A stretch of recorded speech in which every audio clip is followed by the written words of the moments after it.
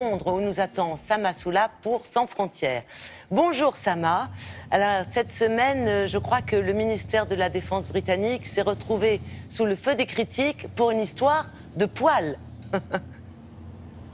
Oui, mais une très sérieuse affaire de poils, puisqu'il s'agit des poils qui ornent, vous savez, les chapeaux très hauts, ces chapeaux haute forme des soldats de la garde royale. Et l'armée s'est trouvée embarrassée lorsqu'un journaliste a demandé combien de chapeaux ont été commandés, achetés l'an dernier par l'armée britannique. Embarrassante question, car ces chapeaux sont régulièrement au cœur d'une polémique, car ils sont en poils. Vous savez, vous avez une idée?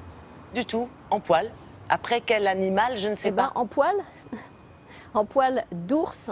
En poils d'ours, et cela malgré toutes les contestations, les campagnes d'associations de protection pour les animaux, qui réclament depuis des années que le poil d'ours, la peau d'ours soit remplacée par d'autres matières, mais rien n'y fait car les traditions ont la peau dure. Et vous allez le voir, nous avons constaté que les touristes français, très nombreux, toujours ici à Londres, n'ont aucune idée de la matière de ces chapeaux. C'est un reportage qu'on a réalisé avec Christophe Aubert. Une coiffe à poils, aussi emblématique que le drapeau britannique.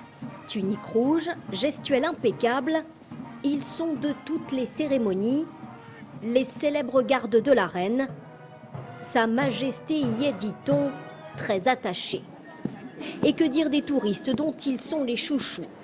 Les prendre en photo est l'incontournable attraction londonienne que nous avons quelque peu perturbée en posant une petite question technique. En quoi sont faits les bonnets de la garde?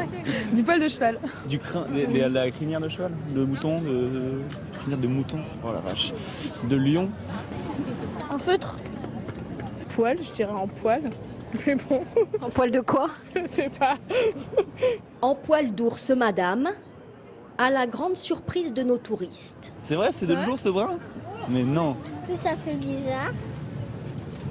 Vu qu'on dirait plutôt pas du poil.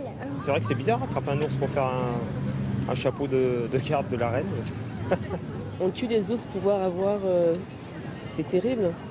Choqué, non. Après, à mon avis, c'est quelque chose d'ancestral. Une tradition vieille de plus de 200 ans, et la France y est pour quelque chose. Après leur victoire à Waterloo, les Britanniques ont conservé les bonnets en poil d'ours portés par les soldats de Napoléon, une sorte de butin de guerre. Des peaux d'ours bruns, aujourd'hui chassés légalement au Canada. Leur utilisation est régulièrement dénoncée par les associations de protection des animaux. Il faudrait, selon elles, un ours par bonnet.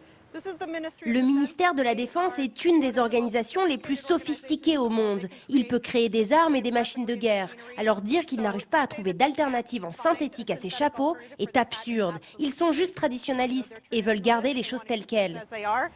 Le ministère de la Défense britannique a commandé l'an dernier 127 nouveaux couvre-chefs, précisant qu'aucun ours n'était chassé à la commande. Ça vous va très bien, Sama, ça vous va très bien. Manifestement, vous avez trouvé je ne vais pas le garder toute la journée, une alternative, je me doute. Quoique, vous feriez quand même le buzz assez facilement. C'est une alternative, je suppose, mais est-ce que ça tient aussi chaud ?